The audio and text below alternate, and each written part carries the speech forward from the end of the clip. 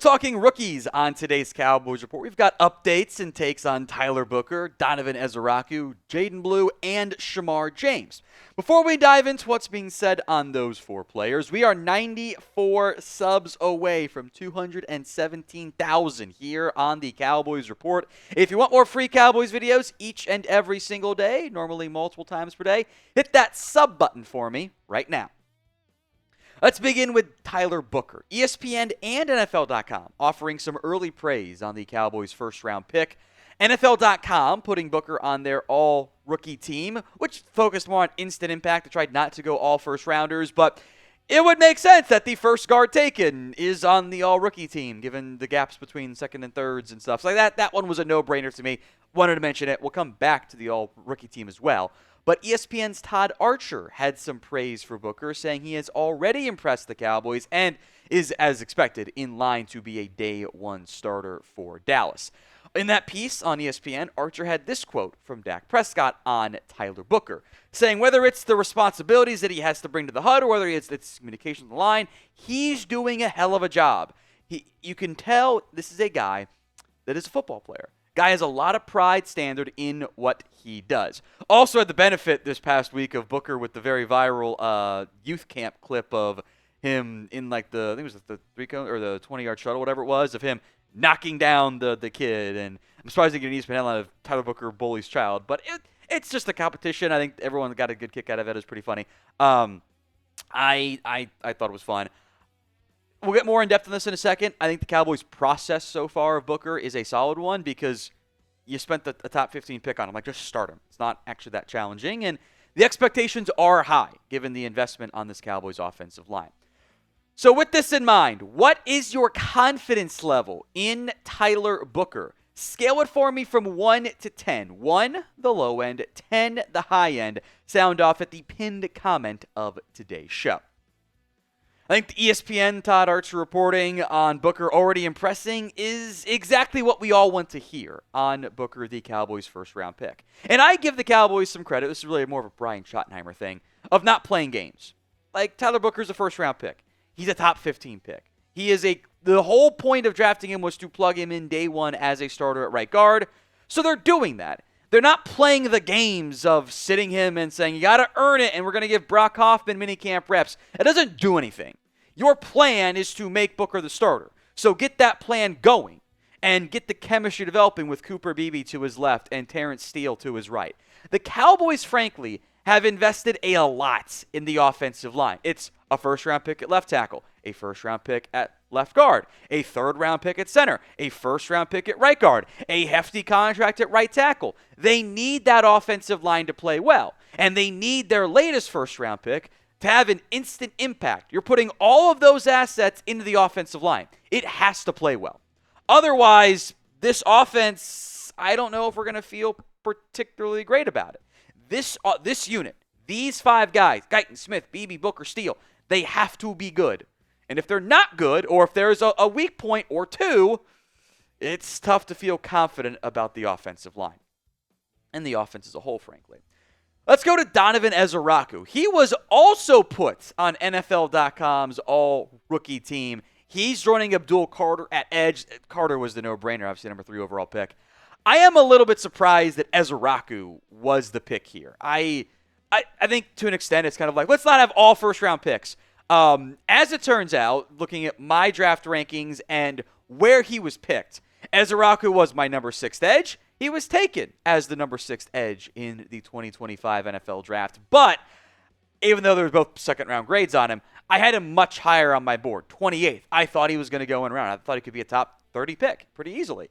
End up being the 44th overall pick. I am excited about Donovan Ezeiruaku. I think as a rotational pass rusher early on to give some juice opposite Micah Parsons, his role fits really well. He was insanely productive last year for Boston College. 21 TFLs, 16.5 sacks. You can go back and watch that short we did, the instant reaction. I was super excited about the pick. It was a great, frankly, value pick by the Dallas Cowboys. It's not often they take one of the top 2 or 3 players on my board. They did that with Ezeiruaku. I am excited about him. I'm not sure he'll actually be an all-rookie team member, just because he might be in more of a rotation than a Jalen Walker might end up being in year one. but I am excited about him long term. So prediction time, and we'll see what the answers are here. How many sacks does Donovan Ezeiruaku get in his first year with the Cowboys? Let me know in the comments of today's show. Let's go to the running back room, and we'll tie this into Jaydon Blue as well. So background here is PFF ranked the Cowboys running back room as the worst in the NFL entering 2025. Here's what they wrote. Williams, Javonte, struggled in Denver, recording just a 64.6 PFF run grade over the past 3 years. Sanders, Miles has yet to rediscover his high level of production he showed in 2022 with Philadelphia. Fifth-round rookie Jaydon Blue could provide a boost with his speed and receiving ability, but he's never been a workhorse-type back. Dallas's running back situation could become a major issue during the 2025 season. I think the overarching concern of is there enough talent in that running back room is valid. It is fair to point out some of the stuff PFF did. That you're banking on Javonte is going to be better in Dallas. Miles Sanders is going to be better in Dallas. We found a gem in a deep class in the 5th round. The Cowboys didn't invest a lot in it. So the level of expectation should be pretty low. That's how math works, right? They're hoping this offensive line, which we talked about earlier, leads the way. That the new scheme, new run game, new front get more out of what is in this backfield with Javonte Williams and Miles Sanders and Jaydon Blue. There are scenarios in which it works. And Javonte, another year removed from that ACL tear, looks like the best version we've seen since his first season. That Miles Sanders has some more juice left in him. That Jaydon Blue in a situational has a big-time impact. That Deuce Vaughn ends up being, or Short King, probably not going to have it. Phil Maffa ends up being a good power back. That the running back room works. Or Javonte wasn't good enough in Denver, remains not good enough in Dallas. That Jaydon Blue is a fun, impactful piece, but he's a 5th-round rookie and he's just not there yet. That Maffa's a 7th-round pick and he's not there yet. That Miles Sanders is a little bit too cooked at this point. There's outcomes that are pretty wide for this backfield. We'll go more in depth on Jaydon Blue here, but I want you to grade the Cowboys running back room. A, B, C, D, or F. Let me know in the comments section of today's show. Look, Jaydon Blue, specifically for this Cowboys room, offers unknown and upside, which maybe even more so than some of the other guys currently on the team. But PFF is right about the workhorse stuff. He has never been a workhorse back. He averaged less than 10 carries per game in his most impactful season. He's explosive. He's fast. He's not that big. I think we do need to kind of set the proper expectations for Jaydon Blue. Now, Blue also told Kay Adams this not that long ago, says, I take a lot of pride in being able to run routes and catch the ball.